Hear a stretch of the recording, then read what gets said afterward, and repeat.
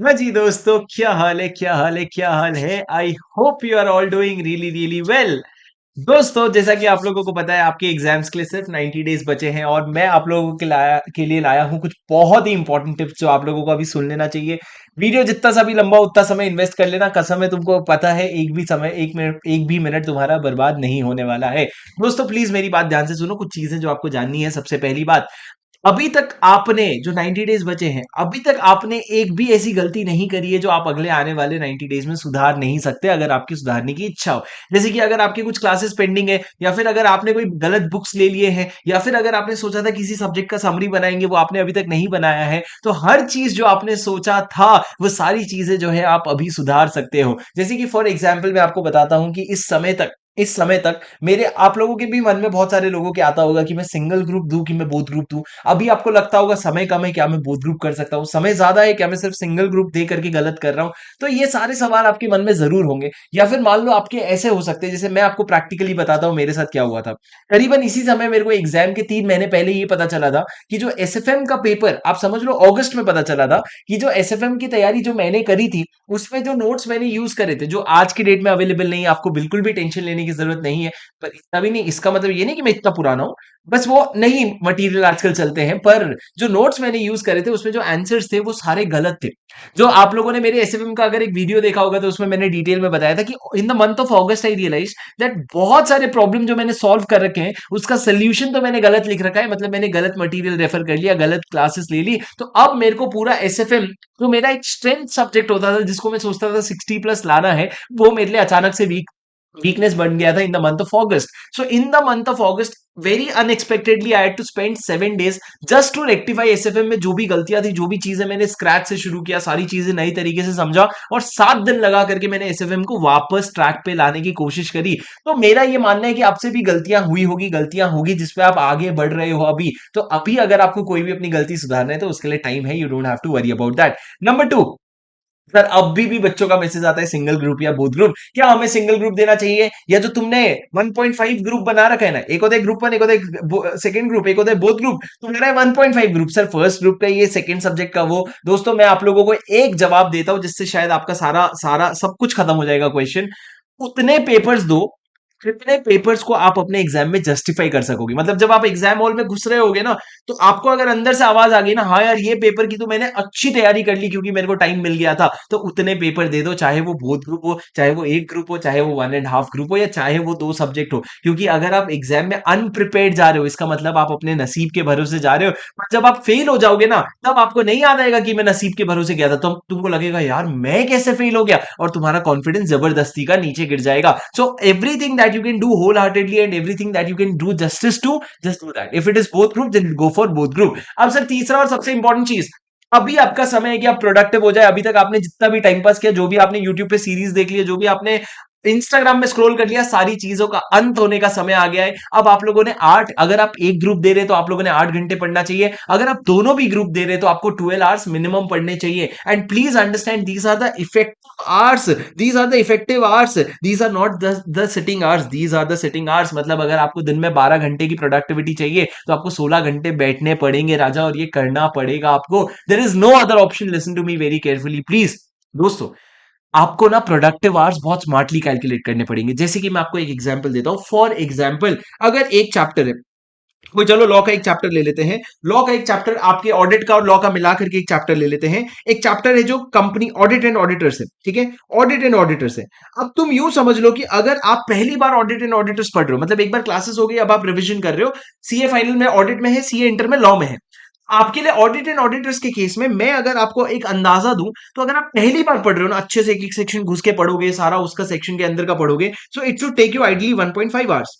Ideally ideally questions वगैरह सब देख करके आपको भी पता है 1.5 घंटे लगने चाहिए, 1.5 से ज्यादा नहीं लगने चाहिए। पर जब आप पढ़ने बैठे ना, तो आपको 2.5 घंटे लग गए, तो this was your sitting hours, this is your productive hour. ये 1.5 घंटे इस तरीके से आपको गिनना पड़ेगा। अगर इस तरीके से गिनोगे ना, तो आप बोथ ग्रुप में फिर 10 घंटे भी पढ़ रहे हो दिन के, मतलब आप 10 घंटे की क्वालिटी निकाल रहे हो, तो that should be more than enough. But what I want to tell you is just make sure that you are taking minimum 10 hours of your productive time, and 10 hours of productivity. Be very strict when you calculate those 10 hours, don't be lenient, be very strict, और उसको 10 घंटे पे लेके जाओ। अब मैं आपको बताता हूँ, हाल फिलहाल में I was speaking to someone on Instagram live and someone suggested there is an app, I may be wrong with the spelling, यॉल प्यूमटा करके ऐप है, जहां पे आप लाइव ज्वाइन करके आप लोगों के साथ पढ़ाई कर सकते हो, और वहां पे आपको अपना नंबर ऑफ आवर्स मिल जाएगा। तो वहां कोशिश करो कि आपका नंबर ऑफ आवर्स सिटिंग जो है वो 16 घंटे तक पहुंच रहा है, ताकि प्रोडक्टिव आपका 12 घंटे निकला है। पर दोस्त, एक प्रो एडवाइस दे रहा हूं मैं आपको, at the end of every day, जब भी आप अपना दिन खत्म करो ना, एक बारी बैठ करके 10 मिनट निकाल करके बस ये सोचना,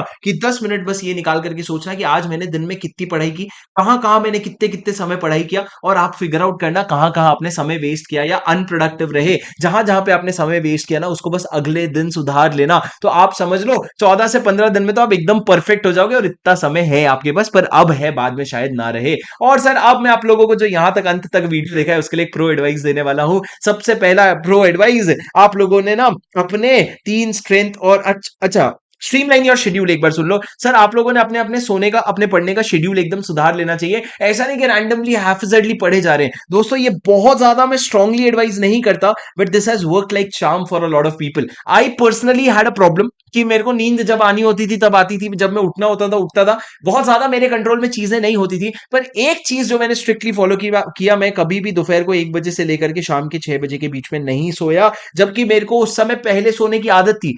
मैं लेजिट इस समय पे मैं जमीन पे बैठ करके पढ़ता था, या मैं खड़े होकर के बैठता पढ़ता था, या मैं हॉल में गर्मी में जाके फैन बंद करके पड़ता था, ताकि मेरे को नींद ना आए, और नींद का मेरे को एहसास भी ना हो। इस समय पे मैं यूजुअली ज्यादा प्रैक्टिकल चीजें करता था, ताकि प्रैक्टिकल सॉल्व करते वक्त कम चांसेस है सोने के, तो तुम्हारा माइंड सुपर एक्टिव रहता है। तो ये शेड्यूल अपना सुधार लो। पर अगर आप लोगों में ये ताकत है कि आप रात को एक समय पे सोना और सुबह समय पे उठना अगर फिक्स कर ले, I am telling you, it is going to add 20% to your energy, और आपको 20% ज्यादा एफिशिएंसी मिलेगी दिन में, अगर आपके सोने का शेड्यूल जो है वो एक फिक्स हो जाता है आपकी बॉडी का। ठीक है।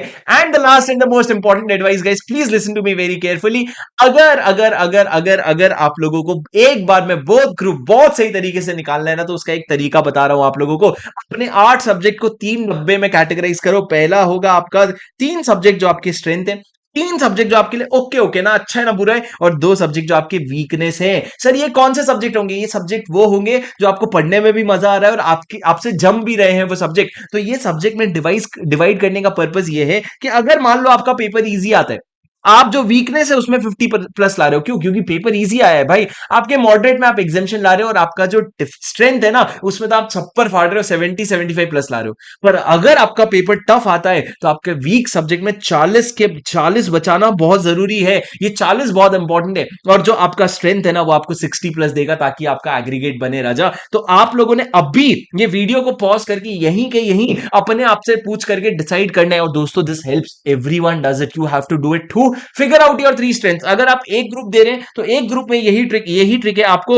एक दो सब्जेक्ट स्ट्रेंथ डालना पड़ेगा, एक मॉडरेट और एक वीकनेस। ये वीकनेस के सामने 2 स्ट्रेंथ जब रखोगे ना, एक ग्रुप आराम से निकल जाएगा। और दोस्तों, चलो, ये आप लोगों का, अभी मैं आप लोगों को बता दूं, ये आप लोग करने के बाद नीचे कमेंट पे लिख करके जाना है that what are your 3 your strength. Let's hide your strength, just write down what is your 1 और 2 वीकनेस। अगर आप बोथ ग्रुप दे रहे हो तो 2 वीकनेस क्या है, एक ग्रुप दे रहे हो तो एक वीकनेस क्या है, ये नीचे कमेंट पे लिख करके जाना, ताकि ताकि आपने आपके कंसंट्रेशन में आ गया, अब आप उस पर ज्यादा फोकस डाल सकते हो। अब दोस्तों, एक चीज बता दूं, आपके आने वाले 90 दिन में आपके पास कुछ डाउन टाइम आएगा। डाउन टाइम एज एन पढ़ना चाहते हो पर आप पढ़ नहीं पा रहे हो किसी भी कारणवश। तो अगर ऐसा होगा आपके साथ, किसी भी तरह का डाउन टाइम आएगा, be mentally prepared for it. हम इंसान हैं, इंसान जैसा बिहेव करेंगे। अचानक से 90 दिन में हमारे अंदर भगवान नहीं आ जाएगा, हम गलतियां करेंगे, पर हम उस गलतियों पे रोने की जगह गलतियों से अपने आप को फटाफट माफ करके आगे बढ़ेंगे। This should be very clearly और objective, and you will have to understand that CA exams are not just about पढ़ाई पढ़ाई पढ़ाई।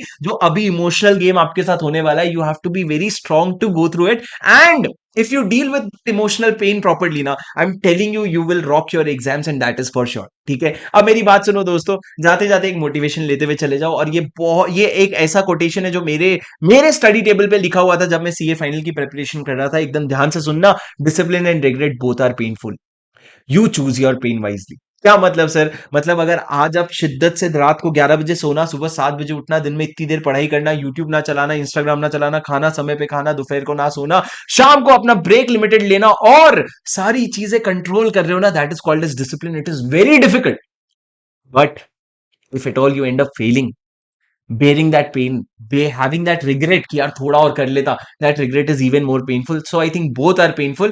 You choose your pain wisely. आज decide करो क्या कौन सा दर्द सहना है, and keep this quotation in front of you so that you ace your exam this time. And I really know you can do it. तो just नीचे कमेंट पे लिख करके जाओ दो चीजें, एक तो आपका वीक सब्जेक्ट और दूसरा आपने कौन सा पेन चूज करने का डिसीजन लिया है. मैं मिलता हूं आपसे अगले वीडियो में. इसी तरह का बहुत कंटेंट आपको पता है इस चैनल में अगले 90 दिन में आने वाला है आपके लिए. So do make sure that you like this video and you subscribe to this channel so that you stay updated. Thanks a lot, guys. I'll see you in the next video. This is your CA buddy, CA Shubham Singhal, signing off.